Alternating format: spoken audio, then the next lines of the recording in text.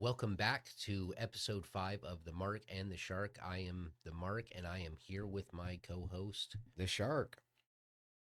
And today we're going to be talking a mixed bag of a little bit of everything. But first, we're going to be starting off here with the SummerSlam 2025 reactions and comments and all of that. So, night one, we start off hot with Roman Reigns and Jey Uso versus Braun Breaker and Bronson Reed. So I'll let the Shark take off on this one. Honestly, I was surprised that this was the match to start off the show. To be perfectly honest, I really thought this would have been higher up the card. I mean, I'm pretty sure that they had their reasons, but overall, I gotta say it was a pretty solid tag match. There were a couple of spots that I was concerned about.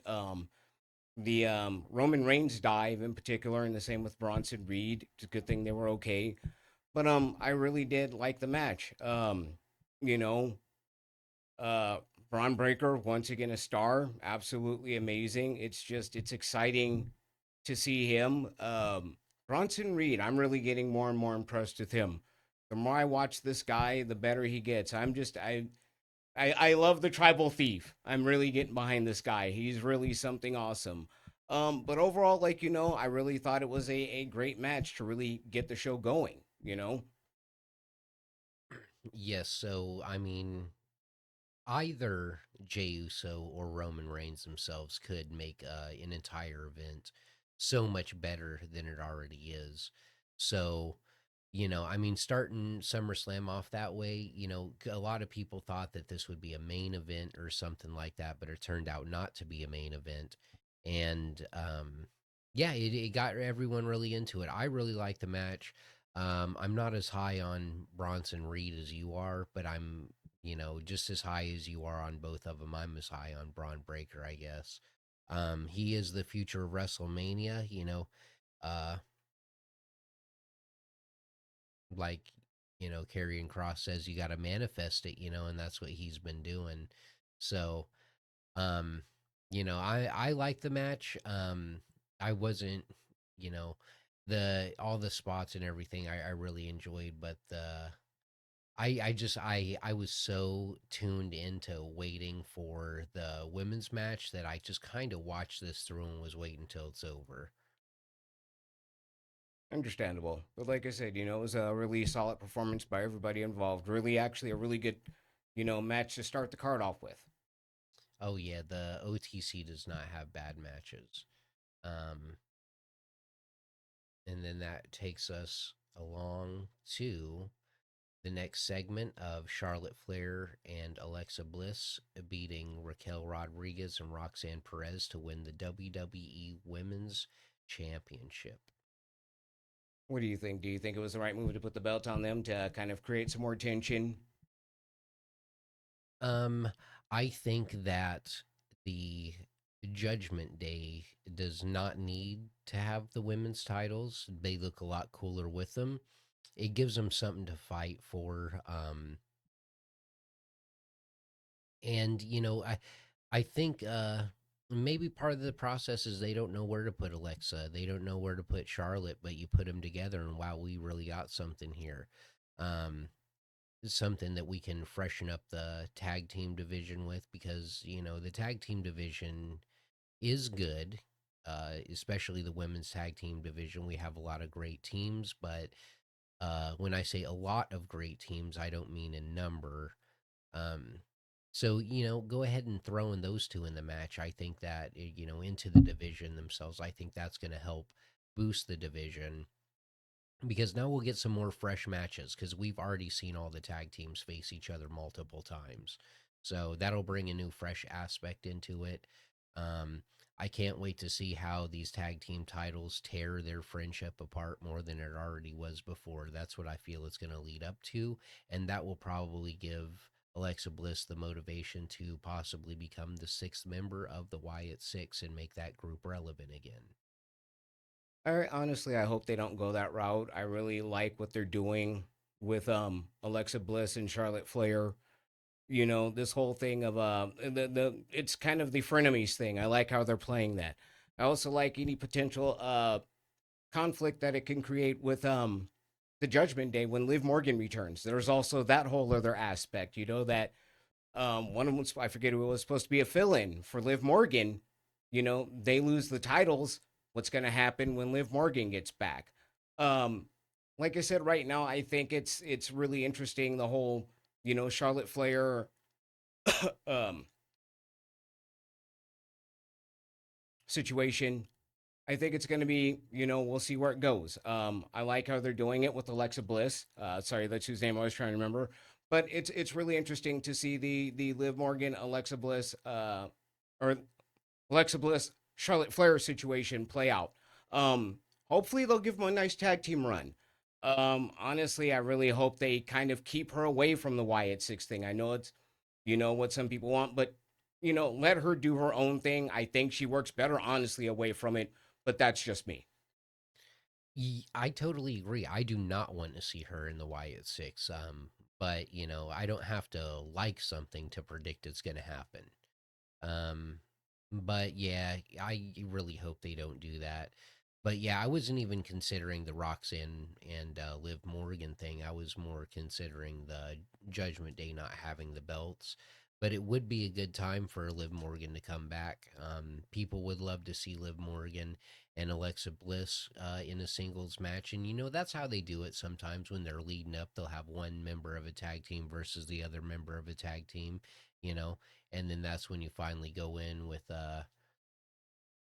and Roxanne could be there to be the distraction and the reason why Liv Morgan and Raquel get the belts back.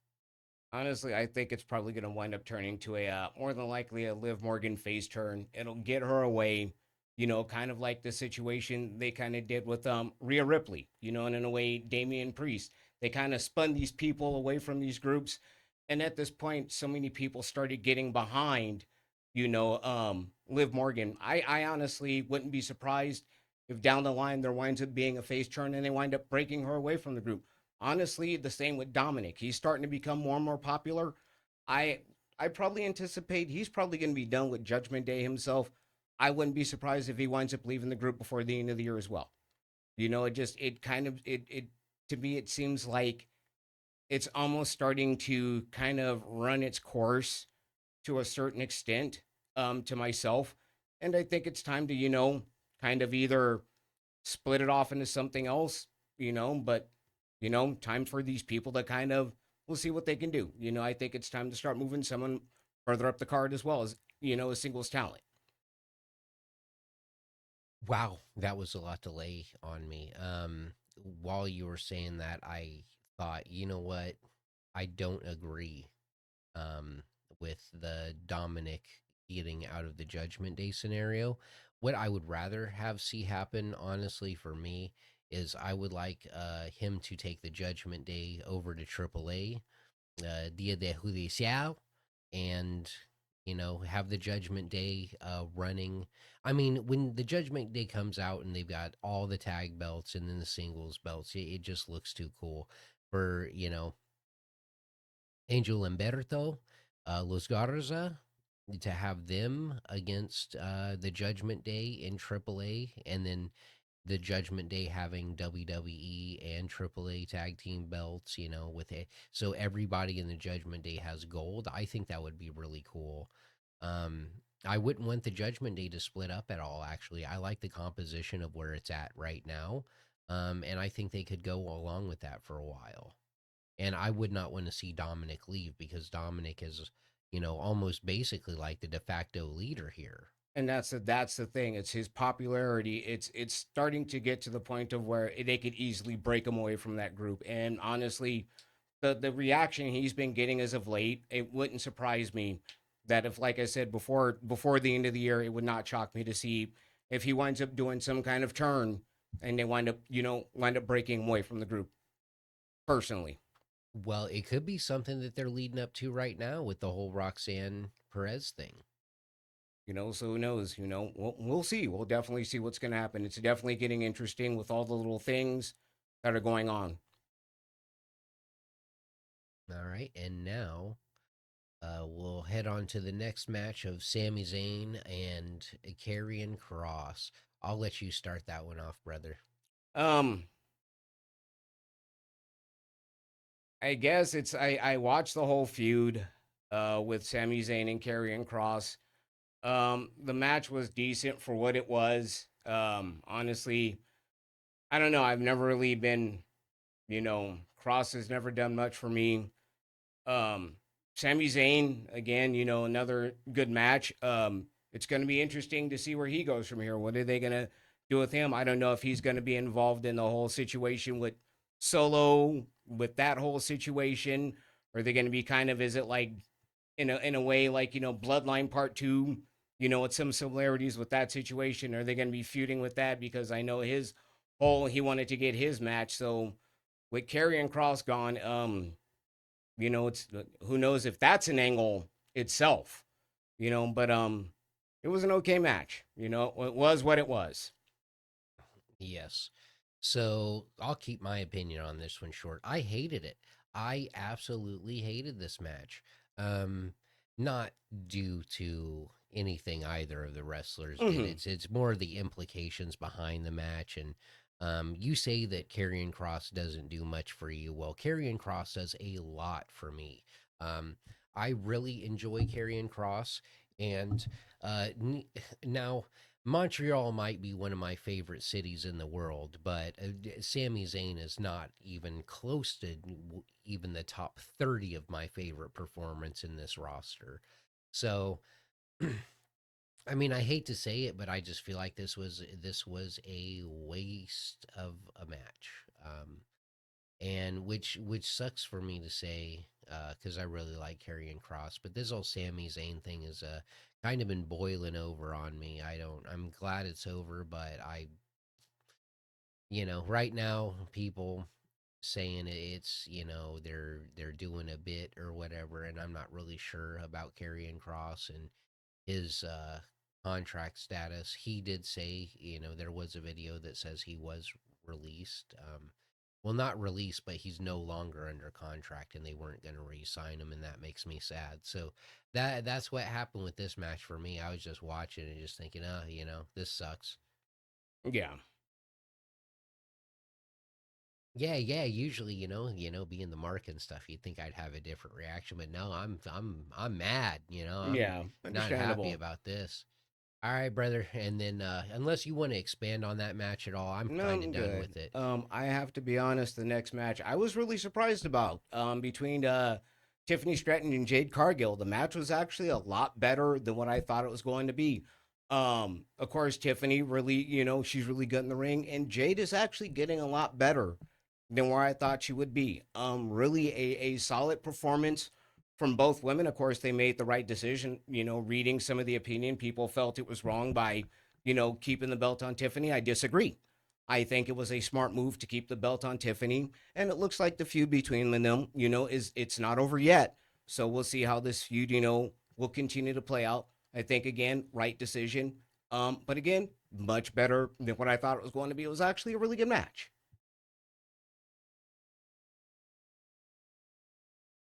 It's Tiffy time, my guy. It's Tiffy time. Um, so I want to ask you. You remember last week you made a prediction that this match was going to go About 5 or 6 minutes. I was a about minute five or off. 6 minutes. Well, brother, do we got something for you here? The total match length 7 minutes and 4 seconds. I was pretty close. You were pretty close. And yeah, that was one of those predictions that when it was made during the SummerSlam show, we kept an eye on it. That's actually the only prediction I even remember. Well, actually, I did have another prediction that did come true, and we'll get to that when we get to it. But this was by far more impressive. All I did was predict that somebody was going to win. This guy over here is picking match times. Uh, so yeah, I just wanted to bring that up because I took a lot of work getting that artwork up there, so I got to display it. Total match length 7 minutes and 4 seconds, and Yeah, not bad. Like I said, much better than what I thought it was going to be. much better. Um, yeah, but it actually was a very entertaining match. I really, really enjoyed this match.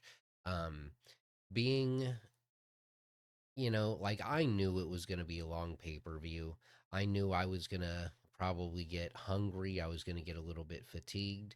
And when, especially watching my guy, Karrion Kross, just taking that L, I was so done. I just wanted to go run and hide in a closet. But this match brought me back. And then when I realized that Jade Cargill wasn't, like, when she didn't win the match, I was so happy. I do want to see Jade Cargill hold that title, but not anytime soon. Maybe in a couple years, like they throw her the Intercontinental or something, But for now, it's got to be Tiffy time, and the only person that I want taking the belt from Tiffany Stratton is Chelsea Green, and that's not going to happen because they're not letting Chelsea be Chelsea. Are Is there a rematch going to be happening between Tiffany Stratton and Jade Cargill at Clash at France? I actually don't know. You'll have to take a look at that and see. We'll have to see what's going on with that card, as a matter of fact, as well. Actually, yeah, man, that's yeah, these things come up so quick. I keep calling them pay-per-views. It hasn't been a pay-per-view since I was a little kid. Uh, but man, yeah, yeah, I'm definitely not excited to see more of Jade and Tiffany. I'll say that. I'll take anybody else in Tiffany. Um, yeah, if it wasn't for the Alexa Flair thing, I'd say I want to see Charlotte again. And you want to lead us into the reason why I wasn't excited to watch this? Drew McIntyre and Logan Paul versus Jelly Roll and Randy Orton. I kind of have, I don't know, I guess mixed emotions on the match. Um, Logan Paul, impressive as usual. I mean, what can't be said about the guy? He can definitely hang with the best of them in there. Um, Jelly Roll did as best as he could do. Let's be honest. Um, Not dogging the guy. He could definitely do a lot more than I'll ever be able to do in the ring. I admire him for, stepping up. Again, everybody, they really made a concerted effort to make Jelly Roll look good in the bout. I will definitely say that with McIntyre, with Orton, and even Logan Paul. They really did. They really helped the guy. And I will give him credit taking that splash. I got Logan Paul again, the height he got on that splash, that was amazing. I got to say that was probably my favorite moment of the night, just watching him dive right off of that. And I more and more, the more I watch Logan Paul, the more I'm impressed by this guy. I think it's just going to be a matter of time before he winds up, being a champion in the company. It's not if, it's a win when it comes to Logan Paul. I truly believe that. Um, just can't say enough about the guy. Orton is Orton. What can't be said about Orton? Like I said, everybody really, I think the whole point of the match was to make Jelly Roll look good. And I think they did. And, not to take anything away, he did as best as he could in the match. You know, a solid effort by all, and it was a lot better than what I thought it was going to be. So I really, really like Drew McIntyre. I really, really like Randy Orton. I really, really like Logan Paul, the Maverick Logan Paul. But Jelly Roll's inclusion into this, we're not far enough separated from the Travis Scott crap yet. I want to say a word that starts with an S instead of crap, but I'm trying to not use swear words on the Mark and the Shark. So, um, yeah, I'm not down with it. They wasted so much TV time, and I'm sitting here thinking, how much is Jelly Roll getting paid? Um, he actually probably is bringing in more tickets than Travis Scott did, though. So I mean, and then they had Cardi B. I was just like, man, and Indy Hartwell's in TNA right now. That's what I think of. Uh, you know, the Iconics aren't a WWE tag team. I'd love to see the Iconics back. You know, Yeah. Billy Kay and Peyton Royce. Uh, but yeah, yeah. See, now that's where I just start going on the beaten path because when I see Cardi B and Jelly Roll, I start thinking all the wrestlers that got released that I missed. Yeah, Well, yeah. The whole carrying cross thing just really put me on a down for most of this pay-per-view. I wasn't very positive about it. I'm pretty sure this match, I spent most of it eating. Well, I mean, you have to look at it from a business perspective. The reason why they have people like Jelly Roll and Cardi B is that it's the target market. It's what's bringing eyeballs in. It's the social media outreach and the people that they can reach out to. It's definitely not the business of old in that aspect. And while it may not be for me, I'm not of those artists. While I respect them as people, it's not necessarily anything. I'm 51. That's not my generation. But I will say that I have more respect for Jelly Roll because hey, he got in there. He did something that I would never do. I will never do. I applaud him for that. Um, Honestly, I know the name Cardi B. Don't know much about her. Not trying to be offensive. Again, it's just an age thing. Um, but for me, it's more about just putting on a good show, and like it's that's what it is, I guess. Oh yeah, yeah, definitely. I'm in my own emotions about all this. It has nothing to do with you know, Jelly Roll himself. But if we do have a celebrity, can we please have, somebody athletic at least? Like that's Hey, he was there. His name is Logan Paul. yeah, but Logan Paul's not a celebrity anymore. He's a WWE superstar. Well, I mean, that he made his name as a celebrity. That's the thing. He's still famous outside of the ring. So it's kind of in many ways, he follows a tradition that people you had back in the 50s. You had football players that were well known in the NFL and they were pro wrestlers. So to me, in that regard, he's just following a long line of people that had been here before him that just happens to wrestle as well too. All right, and then we get to the main event of Saturday. CM Punk and Gunther, and this was definitely a more interesting match than I thought it would be. Um, I gotta be surprised for Punk to be able to go the distance that he did. To be able to actually get Gunther up. Punk's a lot stronger than I realized. He really is. Um, but it was really a good match. From bell to bell. Um, I know you may not be the biggest Punk fan. Um, Honestly, I will say this much. I think Gunther should have gone over. That's just personally what I believe. Yeah, I know the whole Seth Rollins thing coming in. Um, but personally, I think Punk shouldn't have won. I really think Gunther should have walked out as champion, but that's just myself. Huh. Interesting. Um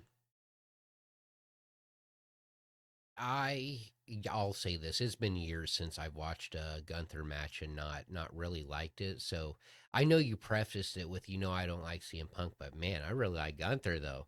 Uh Well, he's and incredible. I don't like, so I used to like really, really not. I don't want to say hate, but I really didn't like CM Punk. But I mean, I don't mind seeing him now if that's like any improvement.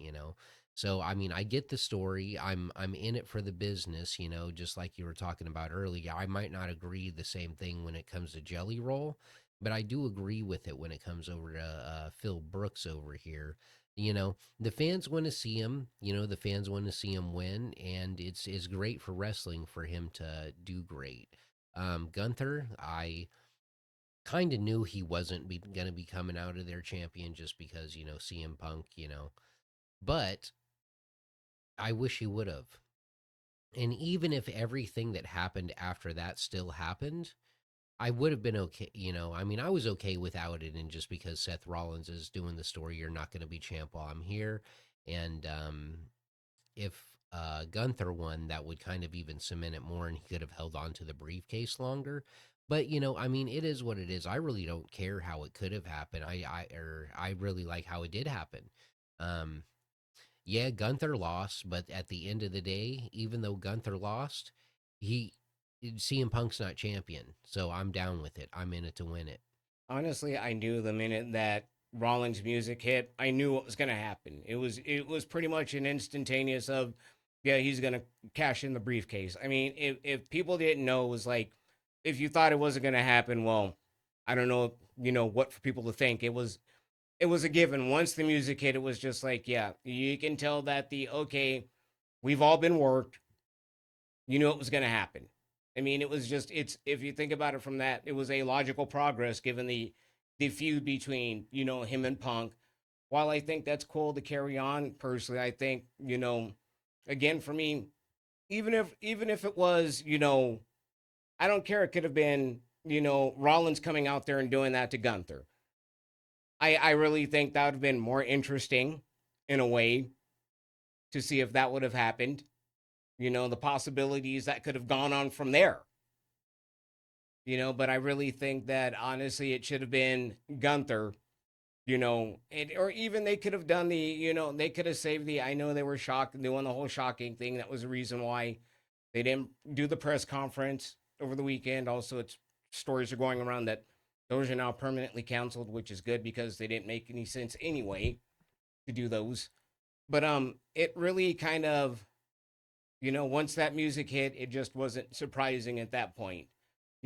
For you watch this long enough, you can begin in many ways to kind of predict what's going to happen. It's nowadays Triple H has, or rather the company has kind of figured out how to take social media and blur the lines, even if it did kind of in a way screw Bill Goldberg, but that's a different story for a different time. But yeah, it seems like they're finding a way of using social media to kind of blur those lines, which isn't like which brings me in a way back to Karrion Cross with everything that's happening because there were stories going around that he was offered a contract, that he had signed one, so he even knows. I mean, they could be working people. This could be the 21st century of doing it. So I mean, again, it's just finding a different way of using a resource of fooling people. Who knows? But again, like overall for the night one, I really enjoyed night one. I thought it was a really good night. I was a really solid card again. It was really good. Yeah, I'm not going to disagree. I thought night one was really good. I really liked how it ended. That brought me up, gave me joy. Um, and now that brings us to SummerSlam 2025 Sunday results. So this was my prediction that Naomi was going to retain. I said I really wanted it to happen, and it did. Naomi's pops walked her down the aisle and played guitar. So that was pretty cool because we've never had that from Naomi before. I didn't know her father was a musician, but I do know it now. And a great one on top of that. I mean, again another match that was really a good match. I mean, the smart thing was to put Naomi over. Let's be honest. It furthers her as a heel. It gets her over more. I really enjoyed it. What I love is that also there are so many things. I love the simple fact that it continues the Rhea Ripley Io Sky feud. Once again, Rhea didn't beat Io. So you have that whole aspect that comes out of it. It also, builds up Naomi as a stronger heel, because she beat both of them in her mind. Neither one of them could beat her. So there's that aspect of it, but I really think that it was a really good match. I have to be honest. I it was one of my top 10 matches of the year personally. I really enjoyed the living daylights out of this bout. These women really tore the house down. It was a great match. Oh yeah, I really enjoyed it. Like I said, I was really glad Naomi won. This was a great way to pick up. I mean, it's a lot of wrestling, man. It's hard to watch. This much wrestling just day in and day out. But night two, they did it. I mean, SummerSlam was actually really good. I was so surprised at how good the entire event is. I thought Both it was going to nights. drag on, but it didn't. Except for when my favorite person friggin' lost, Karrion Cross. Um, yeah, Yeah, I'm gonna be bummed out about that for a while. I kind of that really took the wind out of my sails. Um, and then it looks like we'll be going up to the WWE six pack TLC match. aka the Spot Fest. This match was really kind of I'll be honest, it was all over the place. It was really kind of hard to keep track. I'm not saying that's a bad thing. Um, it definitely was entertaining as all get out. I will say that. What was really cool, I have to say, to begin off with, was to see them show the Dudleys and the Hardys to introduce them, because I remember watching the very first TLC match and talk about mind blown seeing that very first match, watching the Dudleys, the Hardys, and of course Edge and Christian, who are now over, in AEW. Um, so that was really cool to see, two of the three teams that are the reason why we had this match at SummerSlam. But as in terms of like, the it's nice to know that, like, nobody was too seriously injured, that people can still walk away from it, because some of those spots, man, I gotta applaud them. um Tommaso Ciampa is strong. I could say, to be able to pull himself up like that, that takes muscle. I mean, it was the only thing I wasn't happy with, I'll be honest, was the finish. I wish it had been anybody else but who won, but it is what it is. But overall, I really thought, for what they had, it was pretty good. Yeah, so um I saw somebody online say, "Oh man, that Candice LeRae bump," and my response was they have to justify that roster spot somehow. Um, so that's that's how I felt about that. How I felt about the match overall was the Wyatt Six. I've been saying it on the podcast since basically we started. Is I'm just so fatigued with the Wyatt Six. I have Wyatt Six fatigue. I don't, you know, it was a really good match until everybody else got involved who wasn't in the match. When the rest of the Wyatt Six got involved, we could have done without BFAB. We could have done without Candice Array. I think this match was too convoluted. There was a time in there that I definitely thought DIY was going to win. Um, and I'm just gonna put it like this, bro. If you can hold yourself upside down on that stuff, you might as well just take the titles off. He totally could have won during that sequence, and it felt like he chose not to. Um, that's one thing that I don't like about wrestling a lot is sometimes the performers will do something that that really would cause a win, but they don't do it It's the because they're booking. waiting for the next spot to happen. It's the booking. Yeah, I just didn't. I didn't agree with that. I felt like, Tommaso Ciampa, he was already up there. All he had to do was unbuckle the belt. I mean, at that point, you're hanging upside down. You could just take one hand off and unbuckle a belt. It's not. I don't feel like I'm asking for much here, but at the same time, um, But I mean, you could kind of tell, you knew what was going to happen right there. I mean, just the way the setup was, it was just like, it was just, I don't know. I could just tell by that spot, okay, something more is going to come out of this. It would have been nice, but, the match was nowhere quite finished yet at that point. yeah, Wyatt Six fatigue, it killed me. I really wanted DIY to come out with this one, more than all the other teams. I actually would have been cool with Street Profits coming out of them because I do like Street Profits when they had their reign.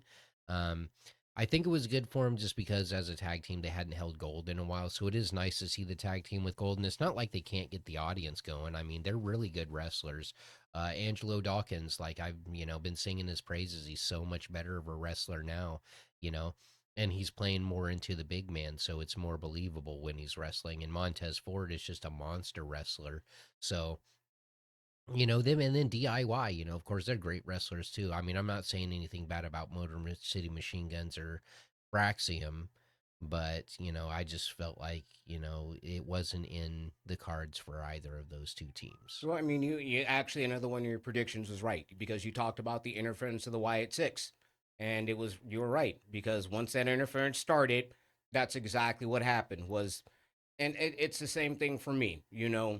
I'm pretty sure they're great people, but you guys should be off making horror movies, not doing wrestling matches like that. It's like I said, I'm pretty sure they're nice people, but the whole Wyatt Six thing, I guess maybe there's something about the gimmick I'm missing. Maybe there's just something. Maybe it's just me. Maybe it's an age thing. I don't know.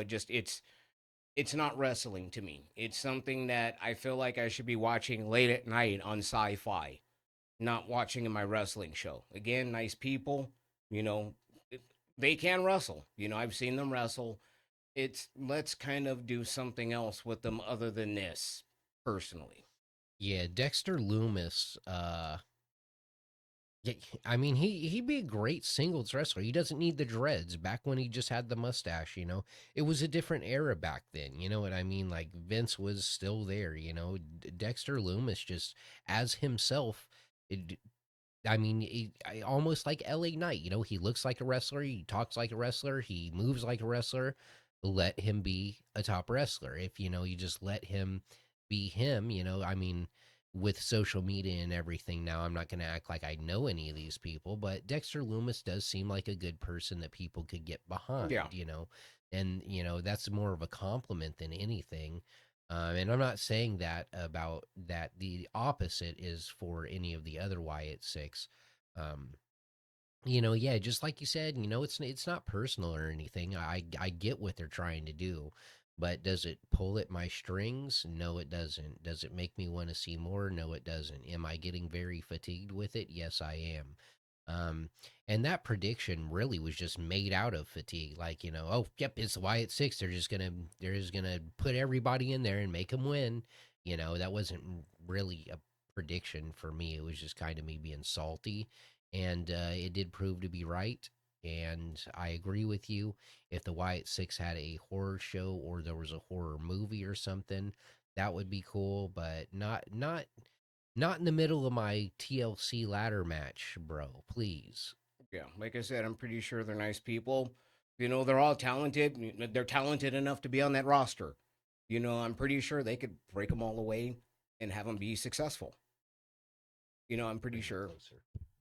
that they could break them all away and they would be successful. It's the problem is that they are, it's I kind of think it's a disservice to keep them together, break them away, see what you can do with them. There's two different shows. There's more than enough programs that they could seat them on, so to speak. But judging by the fan reaction of it seems like people again. You make a valid point. They're exhausted of it. Do something else. Let's repackage them, take them away for a few months, put them out there as individuals. Or even another stable, repackage them, do something with them. It's just I don't see what exactly is the point of this. Where is it going? I'm even beginning to wonder the people that are booking that, do they even know where this thing is supposed to be going? Not at all. But Not one bit, it brother. is what it is. Because if they did, it wouldn't be like this. Um, yeah, and I think that'll bring us on to the next match, which is uh the boring bird lady versus Becky Lynch. This one I took my opportunity to eat and be distracted. Because what I wanted to happen in this match is what happened, which is Becky Lynch beat Lyra Valkyria. And I'll be honest with you. I mean, it sounds bad to say this, so I'll just say, uh, wrestling superstar wise, nothing personal to anybody. I'd rather have anybody on this roster other than Lyra Valkyria. Send her back to Scotland or Ireland, wherever the crap she's from. Send her to NXT. Take her over to TNA. You know, actually, not even TNA. Take her. Go somewhere I don't watch. Go wrestle on Dynamite.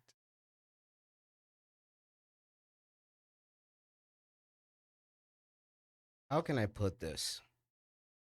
The best thing about this match is that there was a pin and Becky Lynch won. Honestly, I'm pretty sure the woman that is Lyra Valkyria is a nice person.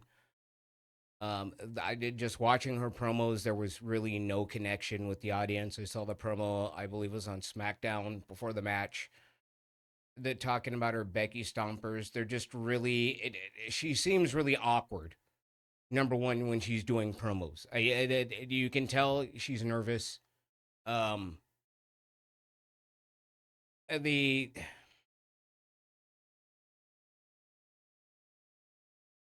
I again, I'm pretty sure she's a nice person, but she needs to find something else to do with her time. It's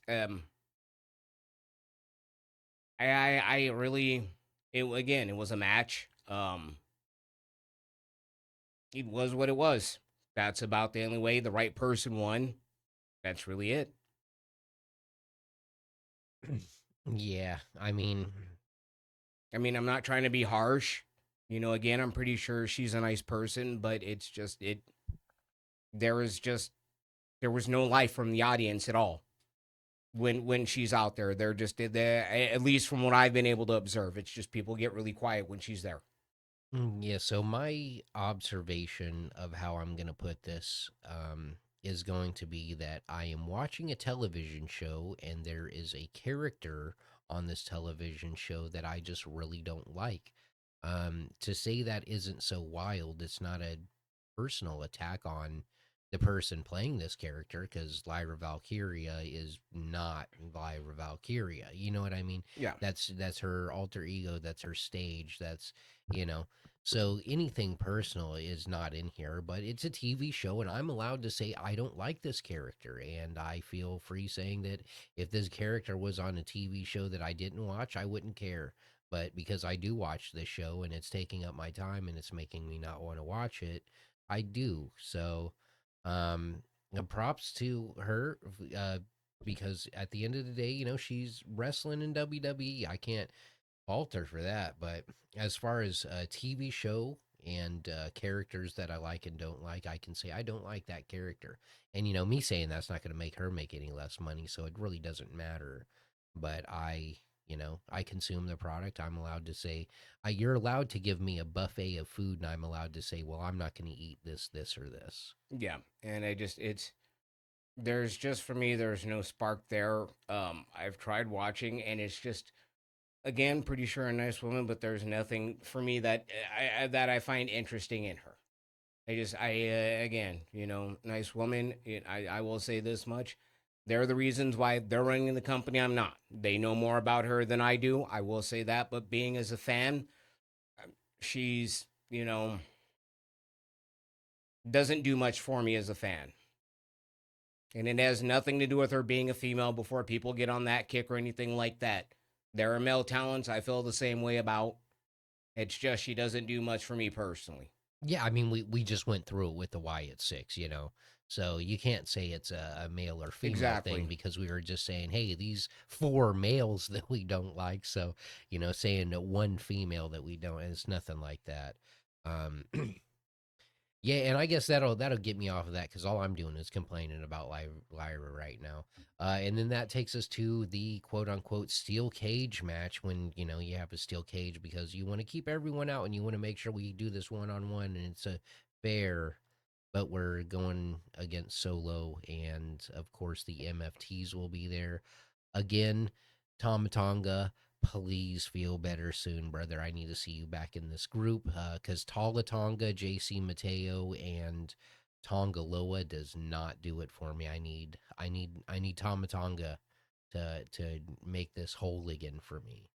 I, I, it's weird. I guess to me, it's almost like on some level, Jacob and Solo have kind of like fallen off some in a way. And I don't mean it's like they're almost like kind of wallowing around in mid card. Like they're just kind of, while I do enjoy both, they're both great wrestlers.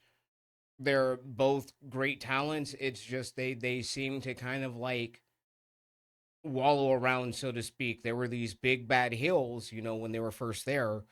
Now it just kind of seems like they're just there, and it almost seems like they're almost rudderless, I guess to say. It just seems like they're caught in the traditional, what I call mid card soup.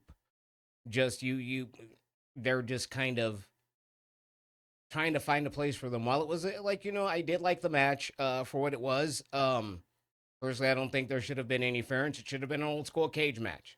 But that's just me. I would have liked to have seen something old school, no interference, a solid finish. But of course, nowadays we're not going to get a lot of that anymore. Um, but again, it's like I said, I like both Solo. I like Jacob. It's where to go from here with both of them, I guess. It's kind of hard. Yeah, it's one of those things they've kind of worked himself into a little weird of a spot because, I mean, Solo and Jacob Fatu. Well, the only way that people are going to believe Solo's going to beat Jacob Fatu is by his MFT's interference. And then everyone believes that the only way yeah, yeah, it's basically saying the same and the opposite. That if Jacob Fatu and Solo Sokoa are 1-on-1, Jacob Fatu is going to win 100% of the time. So I get the story that they're going to tell, but the belief behind the story that Solo is going to make him bow down and come back to the MFTs and realize that he is the quote unquote tribal chief. I don't even know if he's using that anymore, but yeah, it's just they're just kind of. I wouldn't call it mid card. You know what I mean? I would say if you are going to do it, then lower top tier, I guess, because everyone wants to see these guys wrestle. It's just I think we're getting tired of them wrestling each other because the outcome's the same every time. Jacob Fatu is going to look like he's going to win, and then Solo Soko is going to have interference and is going to make him win. And it's been that way for months and months and months. So, you know, yeah, it did it for us at first, but now we know it's going to happen every time they wrestle. So why, yeah, go ahead and put the steel cage, but guess what? Talatonga is going to run in the cage, and that's exactly what happened. And that's what I mean by it kind of wallowing in this mid card situation. Nobody's really being elevated up, nobody's being moved down. They're just kind of stuck in this level, so to speak. And that's what I mean by it's almost kind of like the mid card curse. They had them flirting with the main eventers when they were first there, kind of ran out of ideas almost to see what to do with them, had them feuding. And again, it's just kind of to me wallowing in, well, like that, like I said, the mid card status right now. I'm pretty sure hopefully in time we'll see them back up there. The question is when, and when is this feud going to be done? Are they going to be dragging more people into it? So are they going to be getting, back up for, Jacob at this point with Solo having his MFTs? How is this going to play out? We'll see.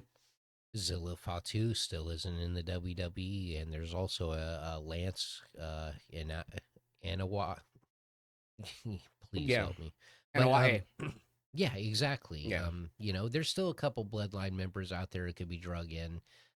So you never know how it's going to go. I'm kind of thinking that's what they're doing is they're waiting for Zilla to come back because Zilla and Jacob used to be tag team in MLW, I think it was, or Booker T's reality. Or either way, they've tagged a couple times.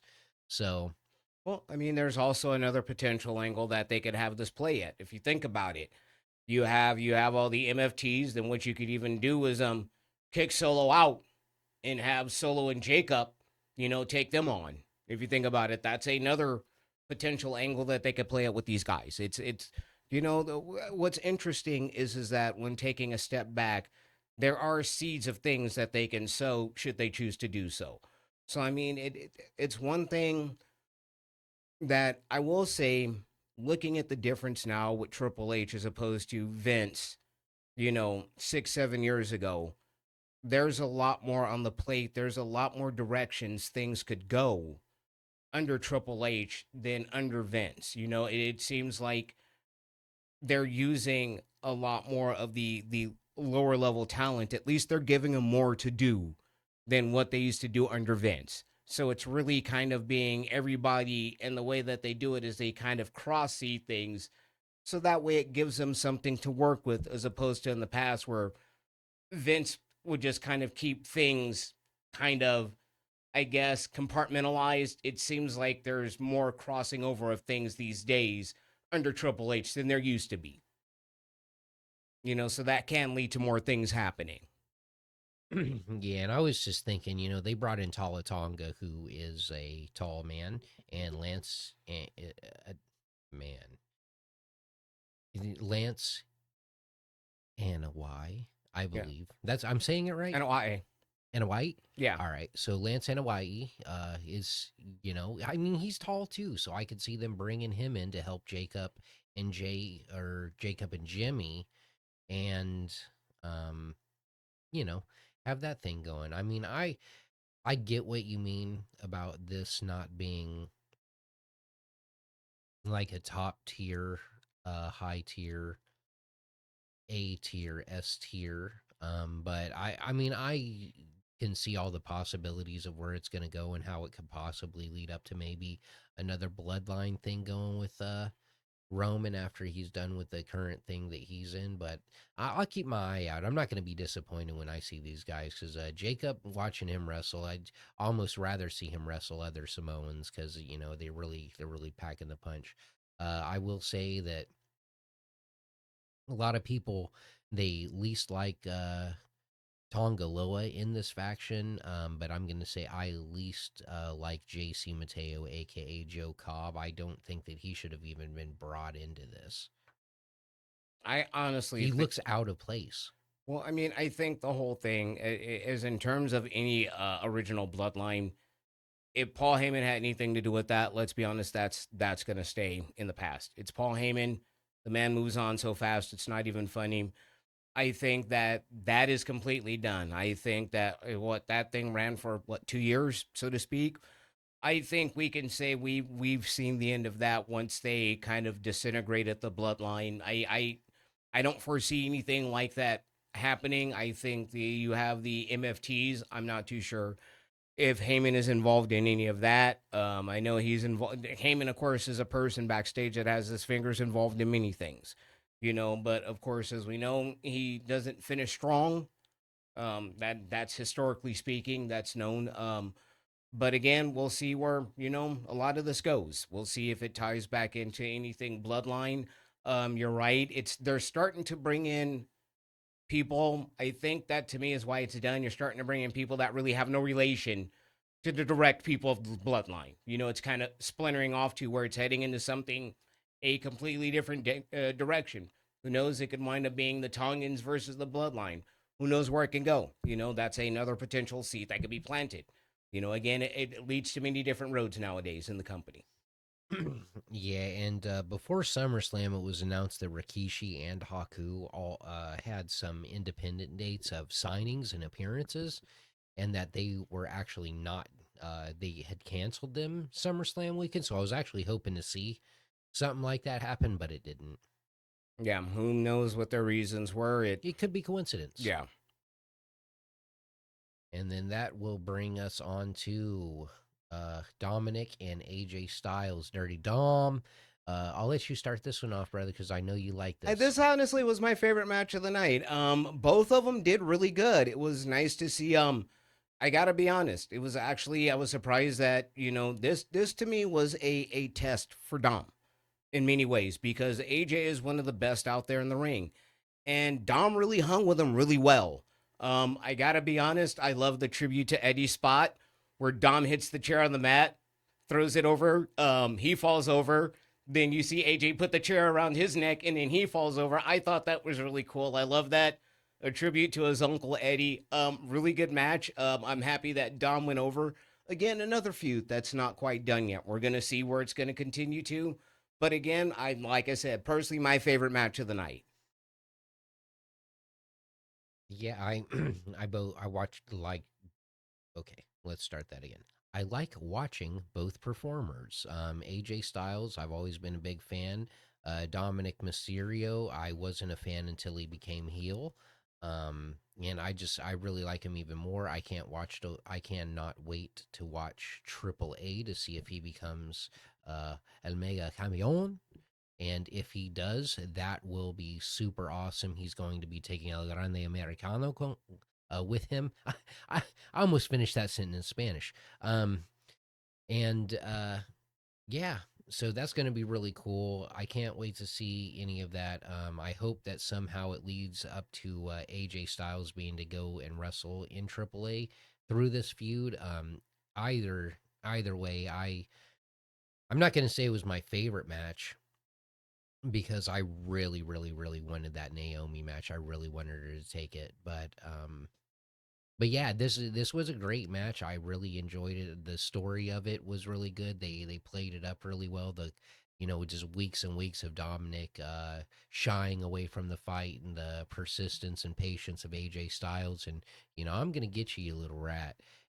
I mean, hey, who could ask for more? This was everything that I look for in wrestling. Which is the suspense, the anticipation, the feud. If I know why these guys don't like each other and I know why they want to fight, then we're good to go. And they did a good job at They telling really that did. story. And unless you have any, Nope. and then we can go on to the main event.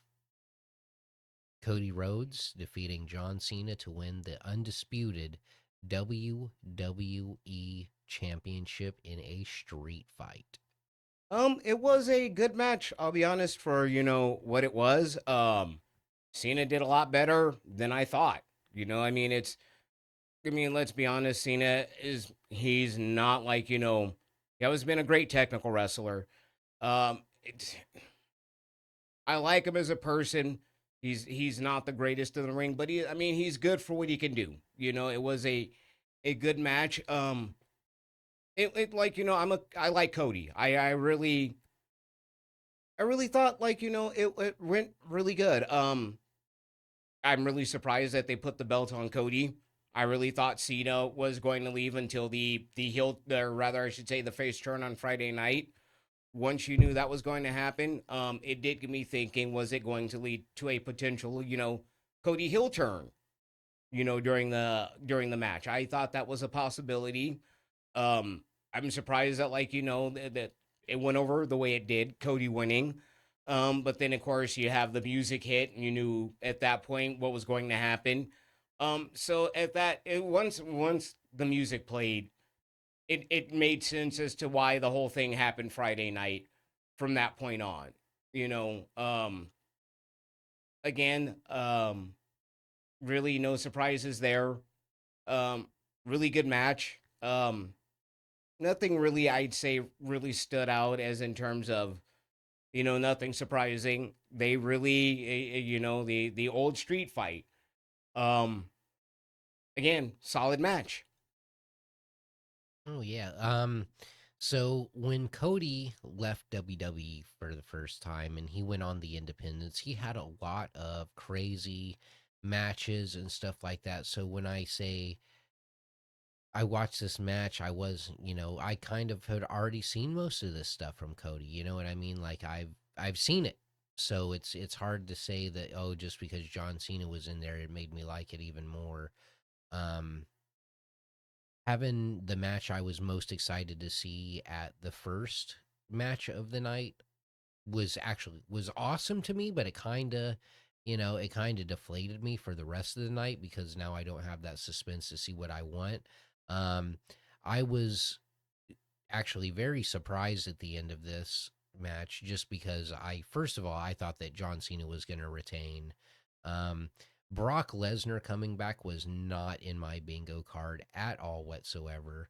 Um, and the reaction that he got when he came out, I wouldn't say I'm 100% surprised, but I will say I did leave a little bit of doubt due to outside of the wrestling ring things, and I'm not even going to go into that. But yeah, I mean that's how I felt about the whole deal. I mean, I know that the stories out there is that he was cleared last month, I believe. Everything I had read.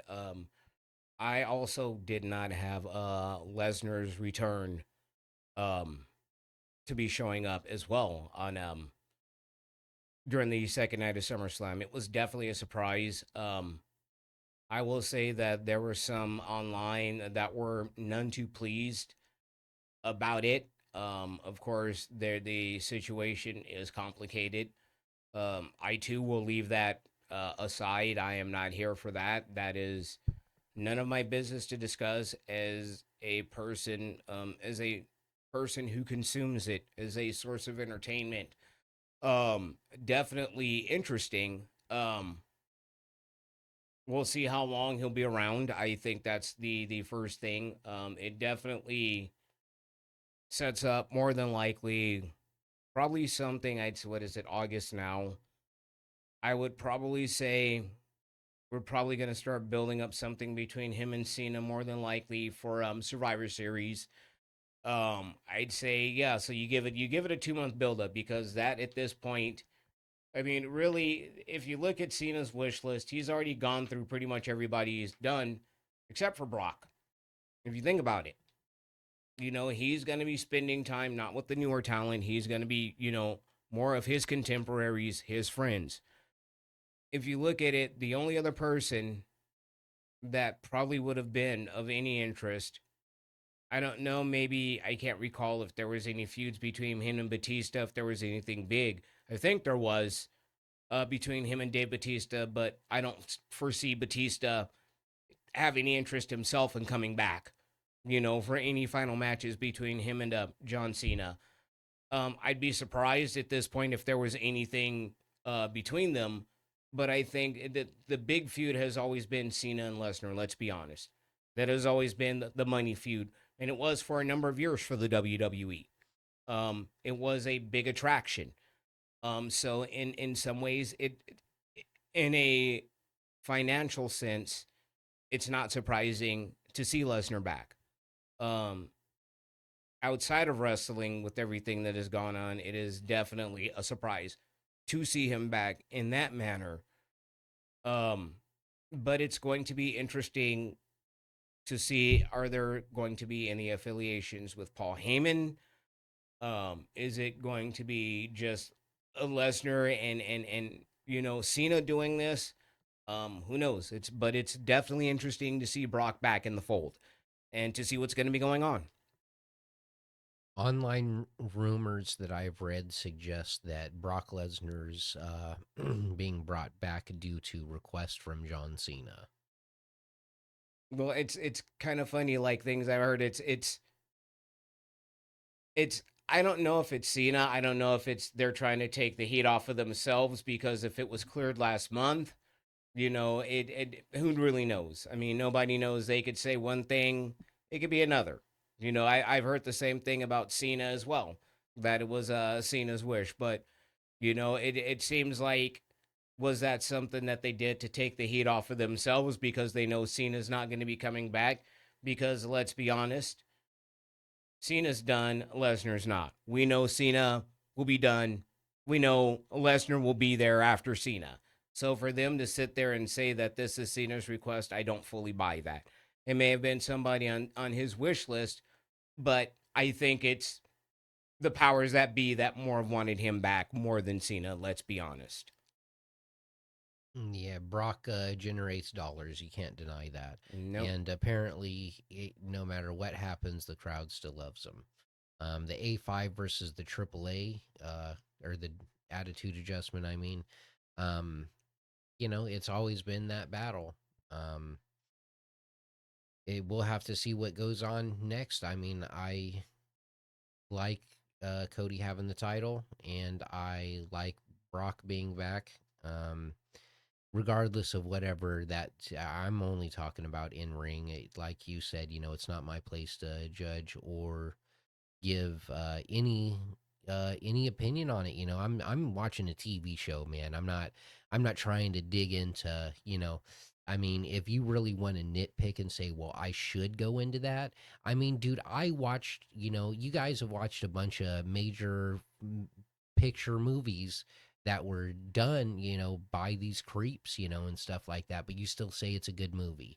So if you're allowed to say that about a movie that was produced by somebody who had outside issues outside of that movie, and say that I have to judge Brock Lesnar on alleged things, then that's how I put it. Then you're not allowed to watch ET anymore. You're not allowed to say that ET was a good movie. You're not allowed to say, so that's how I feel about that. I'm just watching a product. I'm not going in between any other. If WWE's legal team says he can be back, then who am I to judge because I wasn't there? And at the end of the day, you never know.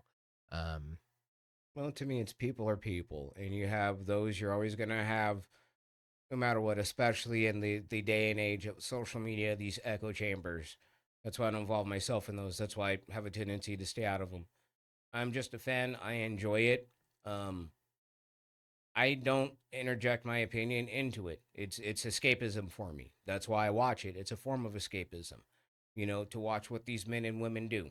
We all have our own personal lives.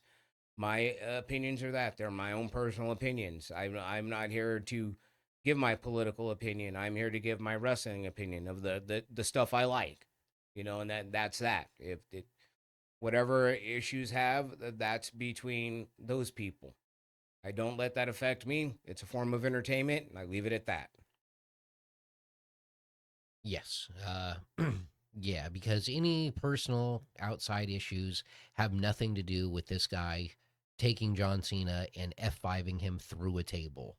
Um, you know, yeah, like I said, all that stuff is way above me. I'm just watching a television show. Um, yeah, that's how it goes for me. Just because John Cena and Brock Lesnar are their real names, is uh, they're not F5 and people through tables in their real life, So it's you can't have it both ways. You can't say that this person is this character, and then you also can't say, well, this person's a bad person. Um, you can't have it both ways. So I just choose to stay out of it and watch it as a TV show. Exactly. But since this is a PLE, I guess I'll be watching it as a movie. And do you have any closing thoughts? Nope, that's it for this one for me, folks. All right. Well, thank you. Please like, subscribe, maybe even leave a comment. We'll be back with more probably next week or maybe even sooner. And we put the pop filters, so hopefully this will dull down on the pops for those of you who have nice subwoofers when you're listening or listening in your car. As again, thanks so much for listening. Always have a good time with my buddy over here, the shark, talking some wrestling. All right, you folks take care now.